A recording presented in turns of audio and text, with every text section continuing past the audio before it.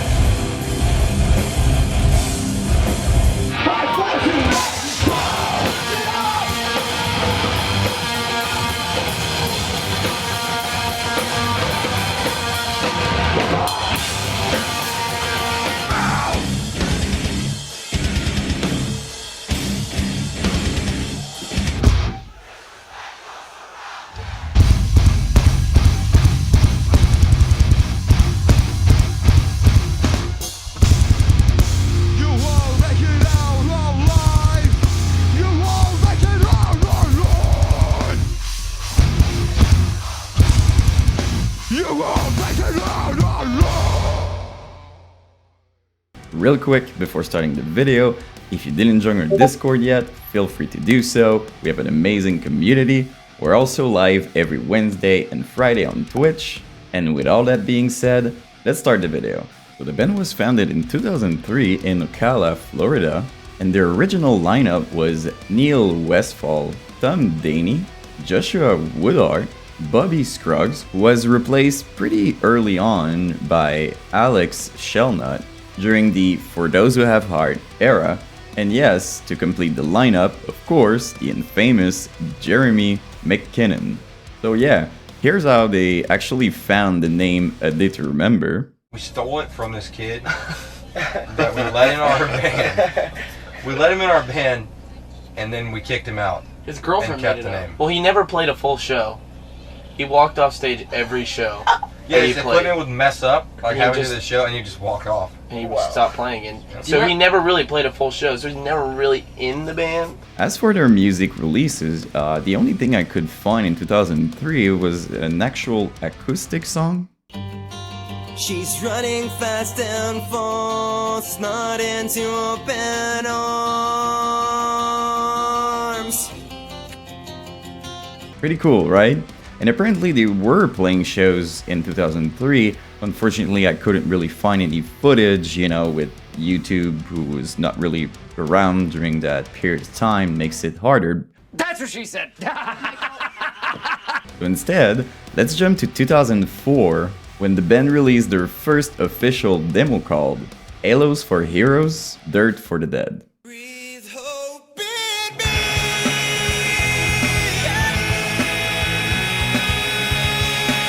I need you.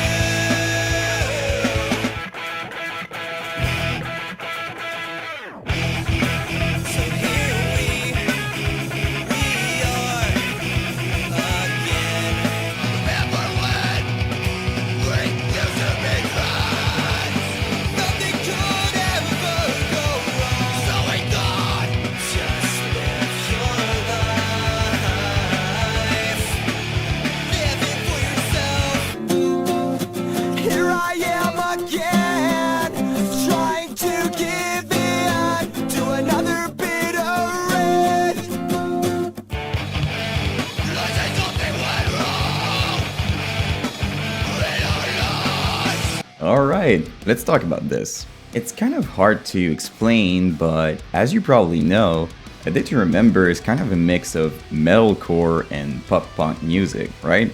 But on this one, it's more punk than pop-punk, and the metalcore side is very different than what they would do later on, and I think most of the reason is that Jeremy's vocals are a bit different. You could tell he was starting, trying to find his voice and all that, And I'm not saying it's not good, I think he did a good job. I just mean his vocals became way heavier with time, and even his clean singing improved so much, even early on in their career, you're gonna notice. And talking about clean vocals, for some reason, it reminded me of New Found Glory. And the thing is, I'm not sure if it's because of the instrumental in general, or if it's really his voice, but whatever, I kind of got a New Found Glory type of vibe. Also, as you could hear, they were not yet doing those crazy breakdowns, but I think the heavy parts were still interesting. The blend of catchiness and heaviness was pretty good even early on. But yeah, I guess all that to say that it was pretty good. And believe it or not, they did release an official video for the song Red Hope in Me. Just once more, can we pretend that everything is okay? Breathe hope in me.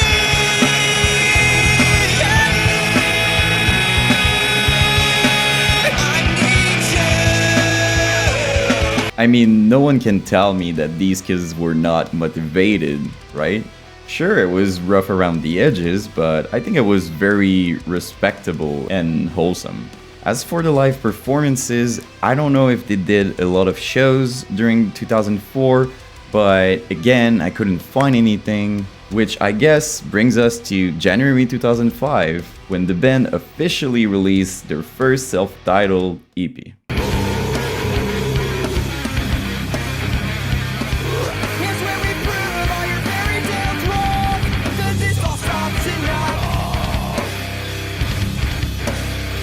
Everything that you could ever be is everything. Take a look back so we can see our friends still stay true. Your reign is over. This time I'm putting my foot straight through the floor. You won't be walking. You make me sad. Stay silent. At least for now, and let me move on.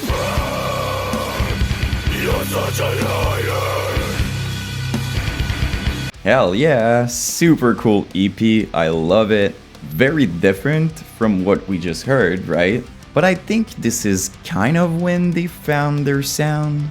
It was also their first record on which we could hear Artless, one of my favorite songs from A Day to Remember. Musically, they kind of distanced themselves from like the screamo, emo sounding music that they had to move on to a pop-punk, hardcore style, if that makes sense.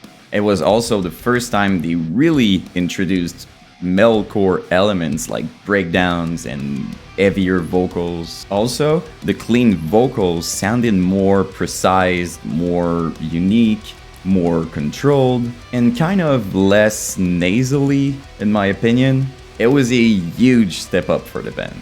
I also really wanted to mention a very cool intro they did for the song Casablanca Sucked Anyway.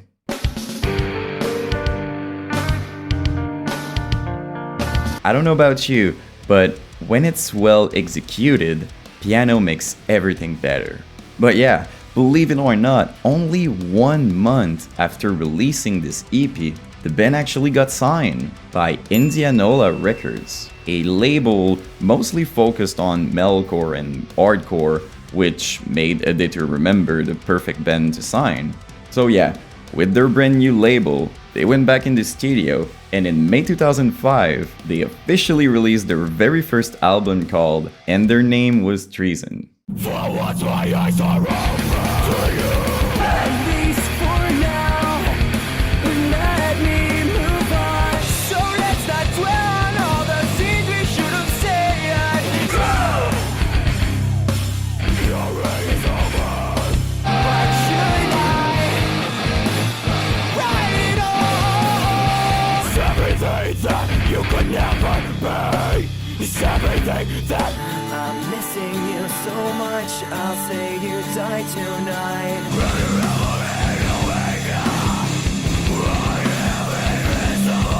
Oof, man, I don't even know where to start. I love this era of the band so much. I mean, Earthless and You Should Have Killed Me When You Had the Chance are such iconic songs in my opinion. As you probably noticed, they re-recorded some of the songs on the EP, which makes sense, you know, when you get signed, the idea is to see how your previous song re-recorded in a professional environment, how they could really sound at their full potential.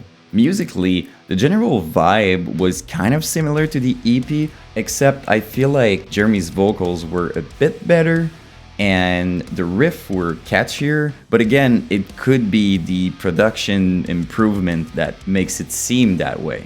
Believe it or not, they sold 10,000 copies. And it was their first album. It was wild. I mean, the band was already on fire, getting noticed, building their name and reputation. And apparently during that time, Josh, the bassist, was in contact with someone at Victory Records. The story apparently was that they did a show in a town outside of Chicago while the Victory contact was there. And there was like 60 kids singing along and make it feel like A Day to Remember was huge and everybody knew their lyrics and stuff like that. Which of course was very impressive and good for the band. So yeah, as you probably guessed, they got signed by Victory Records. Of course, it was a game changer for the band, you know, great promotion, more money, better tours. It was the whole package basically. And yes, this time I did find a show they did in 2006. This song's on our MySpace, or at least it was for a long time. This song's called 1958.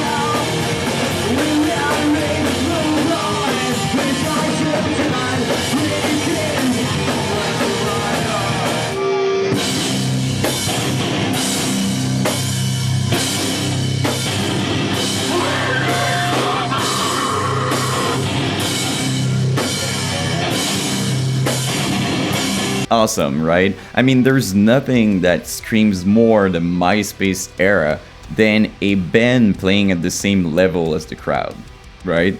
So yeah, they kept doing their thing for a while until they went back in the studio, and as I said before, that's when they changed their drummer for Alex. Which brings us to January 2007, when the band released their famous album called For Those Who Have Heart. We welcome you to the second chapter. This will turn the other page. There's a part of life. This is the future never came.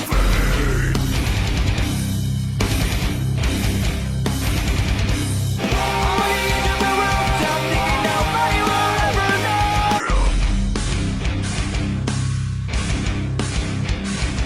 So now you know exactly what it feels like. I've learned to let go.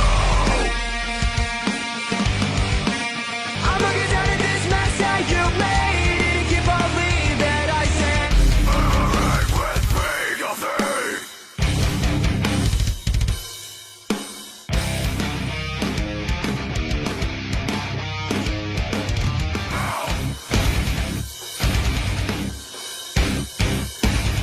just let me go, boy. Now I'll be just Wow, man. I mean, so freaking good. I can't even tell you how many times I've listened to this album. It's crazy. I actually discovered A Day to Remember during that era. I remember I was skateboarding while jamming the whole album. Good times.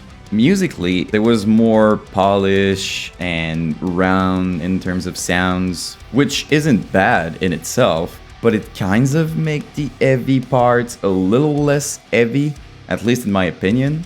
But don't get me wrong, I mean, these still included some sick breakdowns and hardcore riffs, two-steps. It was very well executed, and they still kept their identity and personality as a band, which was the most important thing. The album was of course very well received, peaking at number 17 on the Top 8 Seekers chart. They then released an official video for the song, The Plot to Bomb the Panhandle.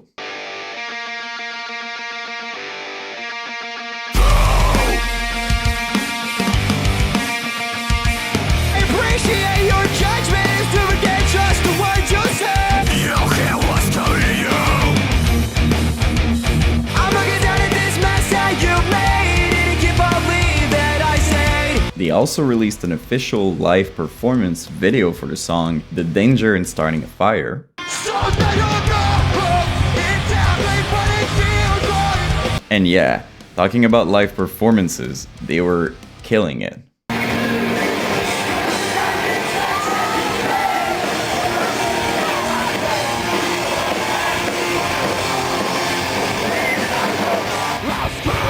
Everyone in this place is everything. This is my time. This is my time to shine. Let me stand up.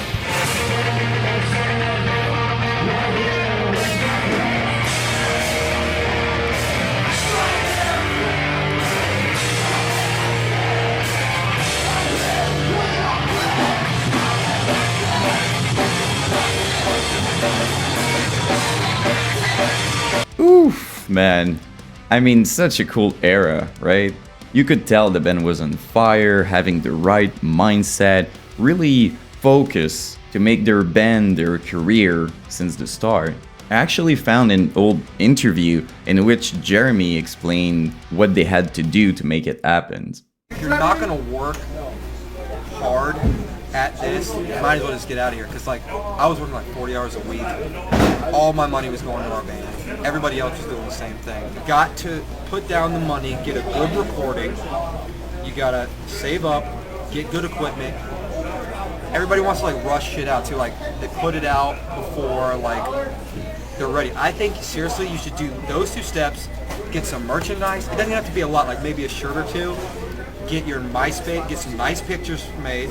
Out of nowhere, boom, start playing shows. You got awesome equipment, you sound awesome.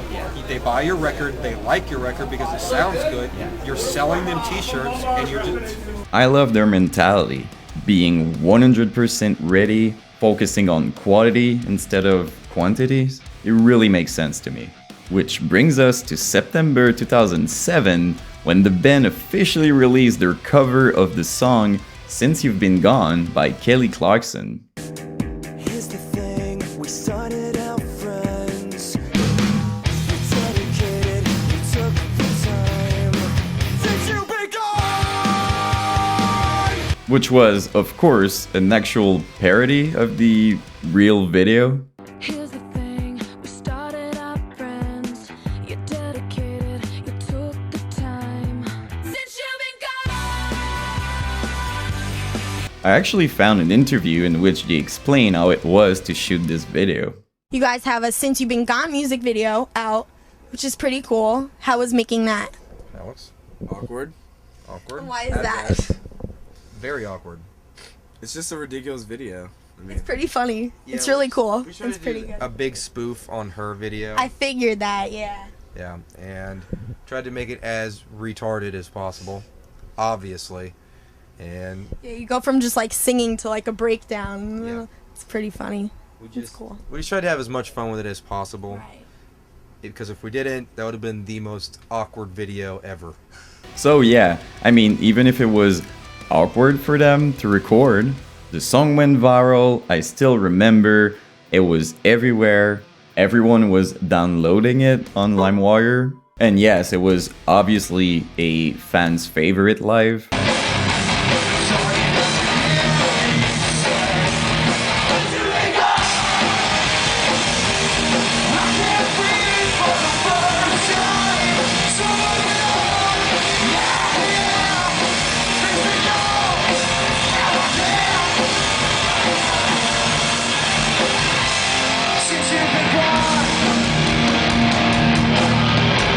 Awesome, right?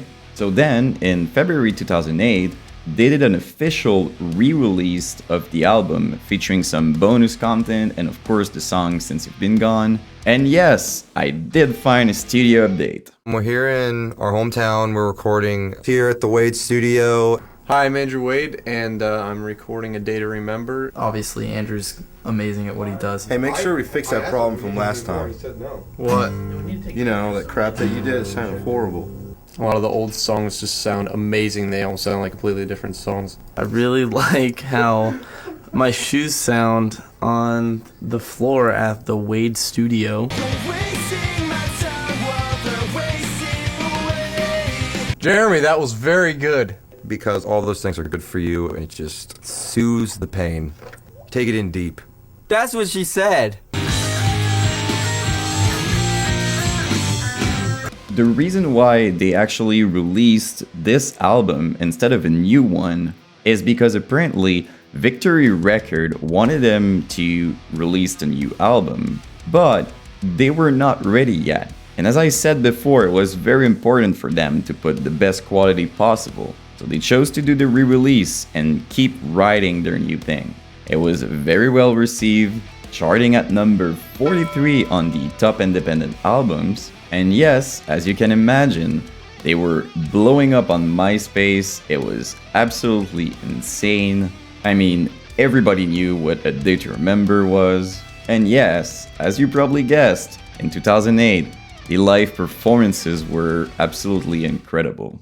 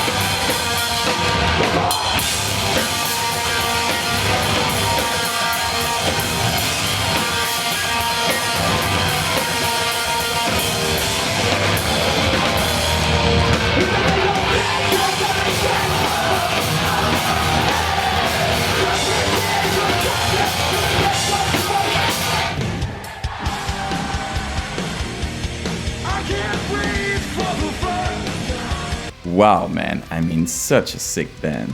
So yeah, in that period of time, they kept touring during their thing, in huge events, by the way, like Bamboozle, Vents Warped Tour, all that stuff. And in October 2008, they did another re-release, but this time it was from their previous album, and their name was Treason, except they called it Old Record. So they chose to do the re-release and keep writing their new thing. I did find a pretty interesting interview in which Jeremy explains what their goal was with the next album. We're just taking like the poppier elements of our band and the heavier elements of our band. We're trying to go like more extreme in both. Cool, right? I mean, it makes sense. If you get better at both styles, it's probably going to be even easier to combine them and really make it seem more fluid. So yeah, with this mindset, they went back in the studio, and again, I found some sick studio updates. All we eat is pizza. All these promoters seem to get is pizza. I'm sick of eating pizza every day of my life. The only reason that this band is even getting where they are is because of what I'm doing for them on the record. I mean, look, these guys can't even play their own instruments. Look at me. I'm Andrew Wade, man. I can press record. I'm fucking badass. I don't know who you guys think you are, but look, I'm not your friend anymore. How about you go down and get a donut for me? Cannot believe that Andrew made us walk to get this f***ing donut. I thought we were recording a record here. What the f*** are you thinking, man? I like a big bass, big sound, big balls. You know what I'm saying? So this recording process is just a straight circus. Whoa. Guys. What? Where are my riffs? The riffs he wrote? Garbage. It's not easy picking a name for yourself, or do you draw the line? Look at me, I'm Jeremy. I'm the front man. Yeah, you can sing and scream at the same time. So can my mom. Which brings us to the release of one of the best albums of all time, Homesick.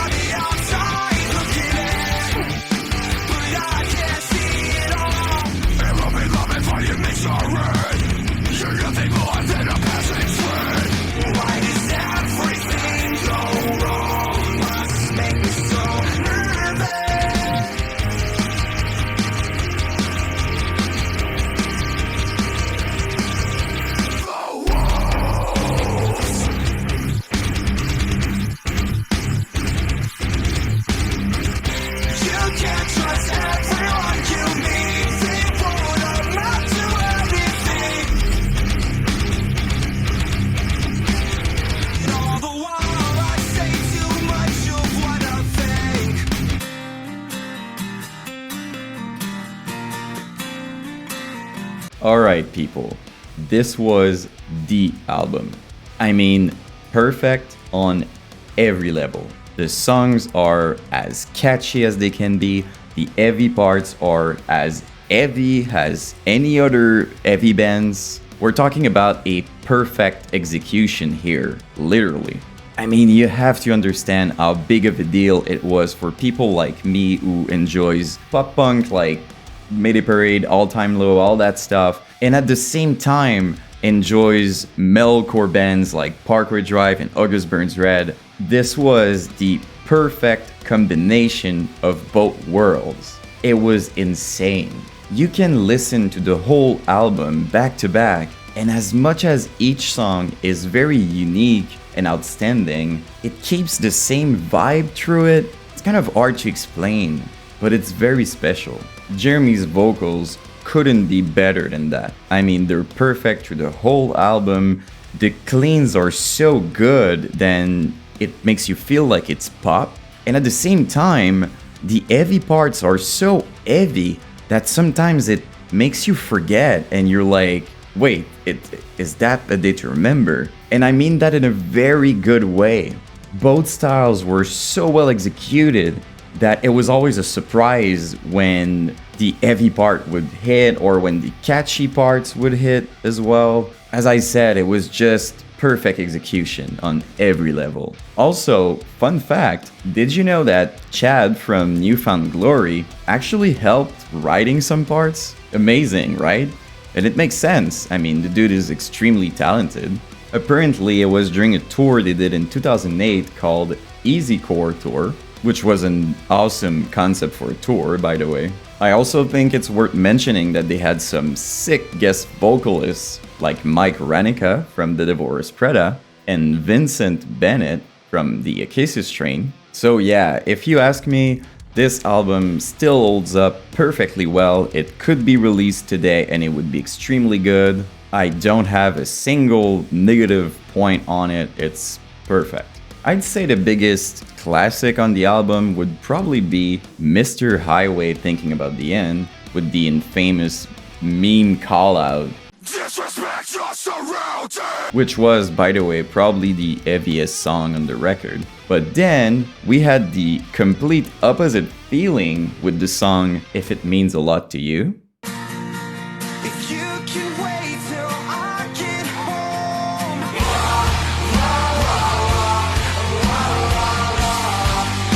such a beautiful song. I mean, I think it's fair to say that it made us feel emo once again. And not in a bad way. I mean, everybody was on board with this. By the way, probably a very unpopular opinion, but to me, their best acoustic song is You Had Me at Halo.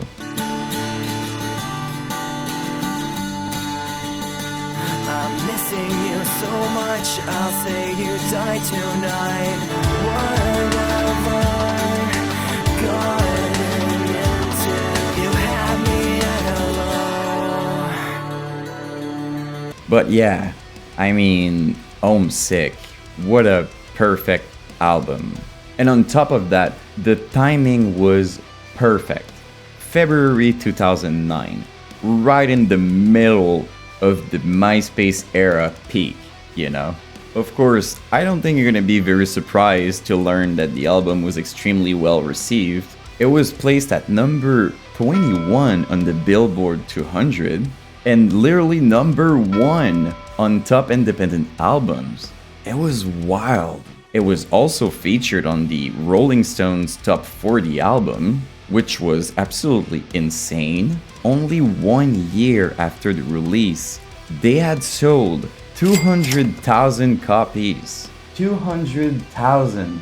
I mean, so yeah, the band then released an official video for the song The Downfall of Us All.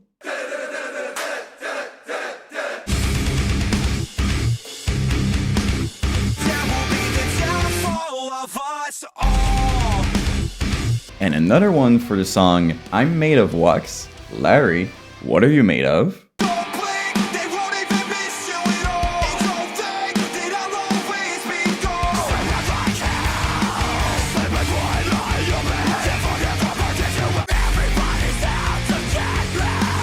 And another one for the song Have Faith in Me.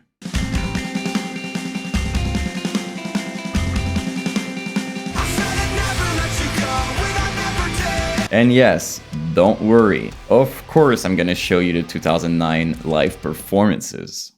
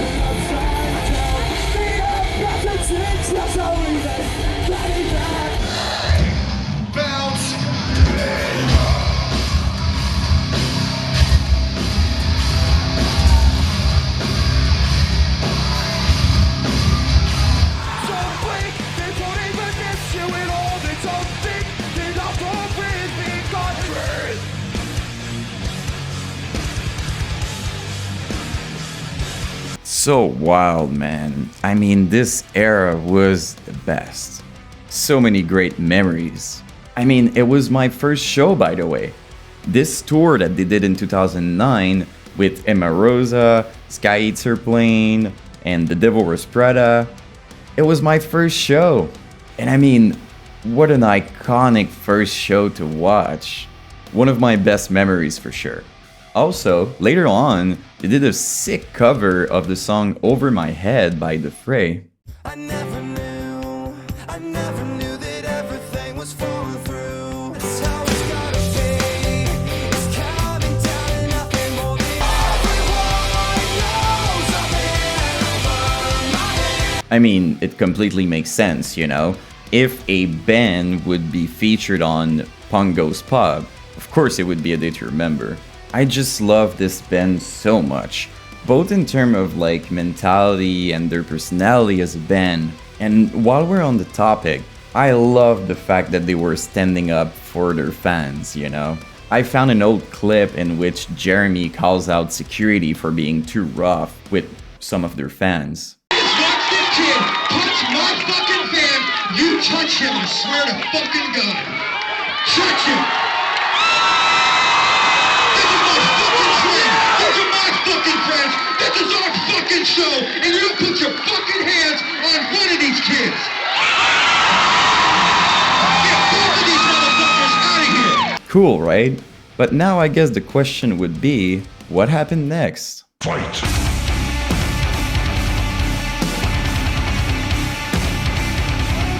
What separates me from you is out now, playing us off the air with the song Better Off This Way.